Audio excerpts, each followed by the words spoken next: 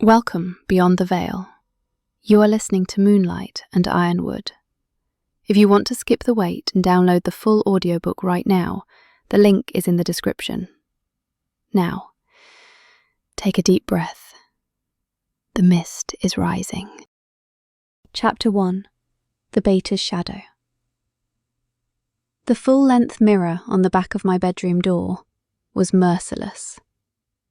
It didn't care that my father was the beta of the Ironwood Pack, second in command only to the alpha himself. It only cared about reflection. And the reflection staring back at me wasn't the wolf standard. Most she-wolves in our pack were tall, lithe, built like runway models with a dangerous edge. I was Journey. I smoothed the fabric of my sweater down over my hips, sighing as it rode right back up. I was 5'0" in a school full of Amazons. My skin was a deep, rich chocolate that I actually loved, but it was wrapped around a body that was softer and curvier than the hard, athletic builds of my peers. "Journey, you're going to be late." The voice drifted up the stairs, melodic, perfect, and annoying. Jackie.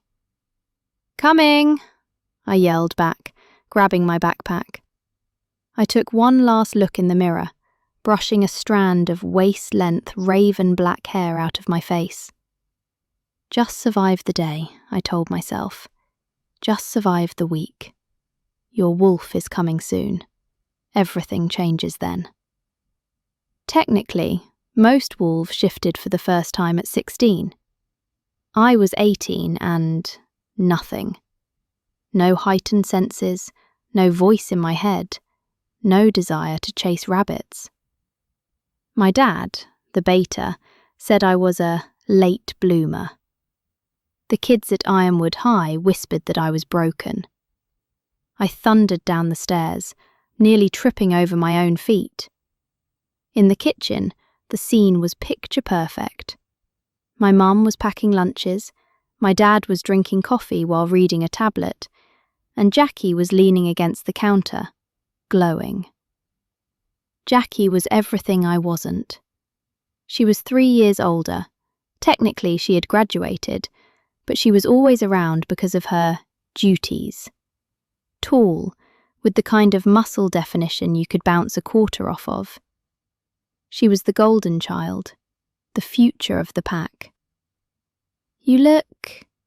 Jackie paused, her eyes scanning my outfit. "Comfortable." "Thanks," I mumbled, grabbing a piece of toast. "I'm going." "Wait, Journey," my dad said, looking up. His eyes softened. "Are you feeling any different today? Feverish? Irritable?" "No, Dad, no wolf yet," I said, suppressing the eye roll. "I'm still just me." I hurried out the door before they could give me the pity look. Ironwood High was a sprawling brick building nestled at the edge of the forest reserve. It was a mixed school, humans and wolves, but everyone knew who ran the place. I met Nia by the lockers. Nia was an omega, petite and scrappy, with wild curls and an attitude that was too big for her rank. She was the only person who didn't look at me like a charity case. "Did you study for the history calc?" Nia asked, slamming her locker shut. I tried, but the council history is so boring. In 1842, the Treaty of the Poor was signed. I mimicked our teacher's monotone voice. Nia laughed, hooking her arm through mine. "Hey, at least we have lunch to look forward to. They're serving those spicy fries." As we walked down the main hallway, the atmosphere shifted.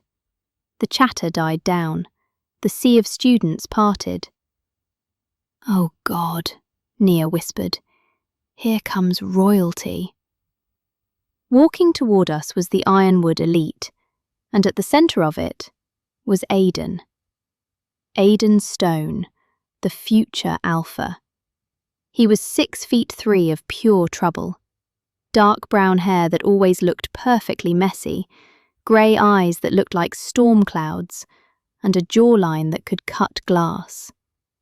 He walked with a lazy confidence, like he owned the tiles beneath his feet, which, technically, he one day would. And hanging off his arm, looking like the queen she was destined to be, was my sister, Jackie. They were the it couple, the pairing etched in stone. The beta's eldest daughter and the alpha's only son. It was political perfection. I tried to make myself smaller, pulling Nia toward the classroom door, but we were in the direct path. "Hey, Journey," Aiden said. I froze. He usually ignored me, or gave me a polite nod for my father's sake. "Hi, Aiden," I squeaked. I cleared my throat, trying to sound normal. "Hi," Jackie beamed, squeezing Aiden's bicep. "Isn't she cute? She's wearing that sweater I tried to throw out last year." My face burned. "It's vintage, Jackie." Aiden didn't look at Jackie. He was looking at me. His brows furrowed slightly, and he took a subtle sniff of the air. His grey eyes locked onto mine, intense and confusing. For a second, the hallway noise faded. My heart hammered against my ribs, a heavy, erratic rhythm I hadn't felt before. A sharp, sudden heat flared in my chest. It felt like heartburn, but sweeter, like burnt sugar and pine needles. "Aiden?" Jackie tugged on his arm. "Babe, we're going to be late." Aiden blinked, shaking his head as if waking up from a trance. "Right, yeah." He looked at me one last time, a look of genuine confusion, before letting Jackie pull him away. "Okay," Nia whispered as we ducked into the classroom. "What was that?" "What was what?" I asked, clutching my chest. The heat wasn't going away. It was spreading, curling down my spine. "The way he looked at you, like he'd never seen you before." "He was probably wondering why the beta's daughter looks like a potato next to his girlfriend," I muttered, sitting at my desk. But I couldn't focus on the lesson. My skin felt too tight. My hearing was sharpening, picking up the scratch of pencils 3 rows over, the heartbeat of the teacher, the distant hum of a lawnmower outside. And the smell. That scent of pine and rain and something electric. It was driving me crazy. It was coming from the hallway. It was coming from him. I gripped the edge of my desk, my knuckles turning white. No, I thought, panic rising in my throat. Not now. Not here. But deep inside my chest, someone woke up. A primal, golden consciousness stretched and yawned within my soul. My wolf. She was finally here. And the first thing she said, loud and clear in my mind, wasn't hungry or run. As Aiden walked past the open door of my classroom, my wolf purred a single, terrifying word. Mate. Chapter 2. Scent of a Lie. "Bathroom, now." I grabbed Mia's wrist, my grip stronger than I realized. She yelped, but didn't argue, letting me drag her out of the classroom just as the second bell rang. We burst into the girls' bathroom on the second floor, the one with the flickering light that the popular girls avoided. I checked the stalls. Empty. I threw the lock on the main door. "Journey, what the hell?" Nia rubbed her wrist, her eyes wide. "You're shaking, like vibrating." I backed up until my legs hit the sink, gripping the cold porcelain to ground myself. The smell of him was still stuck in my nose.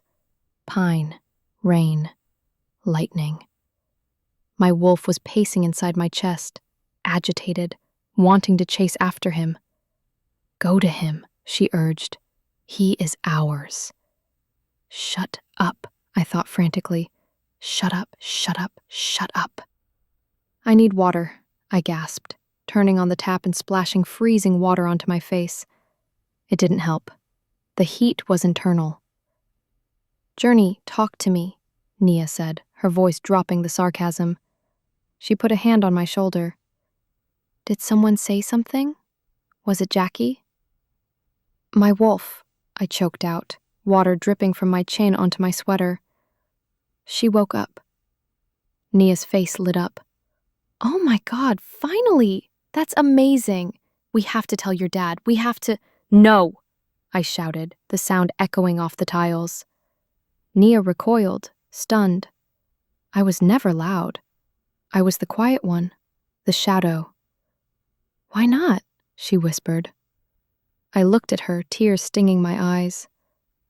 "Because of what she said. Nia. She didn't just wake up. She recognized someone." Nia blinked, processing. Then her jaw dropped. "You found your mate? On your first shift? That's rare, Jay. That's fairy tale stuff." She paused, her eyes narrowing as she connected the dots. "Wait. You dragged me in here right after we saw—" She went pale. "No." I nodded, biting my lips so hard I tasted copper. "Journey," Nia hissed, stepping closer. "Tell me it was Kyle from math class. Tell me it was the janitor. Tell me it was literally anyone else." "It's Aiden," I whispered, the name feeling like a curse and a prayer all at once. "It's Aiden." Silence stretched between us, heavy and suffocating. "You're mated to the future alpha," Nia said slowly, "who is currently dating your sister. Your sister, who is basically a velociraptor in designer heels." "She's going to kill me," I said, sliding down the cabinets until I hit the floor. I pulled my knees to my chest. "She's actually going to kill me. And if she doesn't, the pack will think I'm trying to steal him for power. The broken beta daughter trying to claw her way to Luna." Nia sat down next to me, leaning her head against my shoulder. Okay. Panic attack over. We need a strategy." "Strategy? Nia, biology isn't a strategy. I can smell him from here. I want to, I don't know, bite him or something." "Do not bite him," Nia advised sternly. "Look, does he know?" I thought back to the hallway, the confusion in his gray eyes, the way he had stopped, sniffed the air, looked right at me. "He felt something," I admitted. "But I don't think he knows what it is. He's been with Jackie for 2 years. He probably thinks I just changed perfume." "Okay, good. We have time," Mia said. "You just have to avoid him. Stay downwind. We'll get some blockers from the apothecary in the city, the shady one that doesn't ask for ID. You can hide the scent until you figure out what to do." "Hide it?" I looked at her. "For how long? Forever?" The shadows are lengthening. That is the end of this chapter. Can't wait to see what happens next. You don't have to. Download the full, uninterrupted story right now at the link below. Otherwise, subscribe, and I'll see you in the next chapter. Sweet nightmares.